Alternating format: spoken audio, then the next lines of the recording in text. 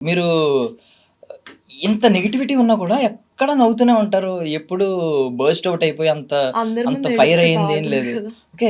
అలాంటి సందర్భాలు కూడా ఉంటాయా? అవును. అందరి ముందు ఏడిస్తే బాగోదు కాబట్టి ఓకే. నవ్వుతారు. ఓకే. అండ్ నేను ఇంకా మీరు మొత్తం కంప్లీట్ ఏదన్నా లైట్ తీసుకుంటారేమో అని అనుకున్నాను నేను. అంటే అలవాటయిపోయింది basically first of all. So, హ్మ్. ఆ నెగటివిటీని తీసుకున్నా లైట్‌లే. అనుకునే వాళ్ళు అనుకుంటారులే ఏదో ఒకటిలే అని చెప్పి వదిలేస్తా. బట్ హ్మ్. స్టార్టింగ్‌లో చాలా హర్ట్ అయ్యి, ఏడ్చి హ్మ్. అన్నీ అయిపోయిన తర్వాత ఈ రోజు ఇలా ఈ నవ్వు. హ్మ్. సో, యాక్చువల్లీ మమ్మీ నుంచి వచ్చిన క్వాలిటీస్ అనేవి అన్నీ ఇప్పుడు ఈ పాజిటివిటీ ఇదంతా. ఇద్దరు హ్మ్. Mummy, daddy. అంటే బేసికల్లీ అంటే మమ్మీ గురించి మాట్లాడాలంటే ఇప్పుడు ఒక సింగిల్ వుమెన్ ఎన్ని ఇన్విజిబుల్ అదే పోరాటాలు ఉంటాయనేది ఎవరికీ తెలీదు. హ్మ్. ప్రతి ఒక్కడు ఏమనుకుంటాడంటే సింగిల్ వుమెనా కనిపించకూడదు, బయటే కనిపించకూడదు, వీడియోలు చేయకూడదు, పోస్టుల్లో రాకూడదు, డ్రెస్సింగ్ జడ్జిమెంట్ అన్నీ ఉంటాయి. కుంకుమ ఆ! పెట్టుకోకూడదు, కుంకుమ పెట్టుకోకూడదు. గాజులేసుకోకూడదు. హ్మ్.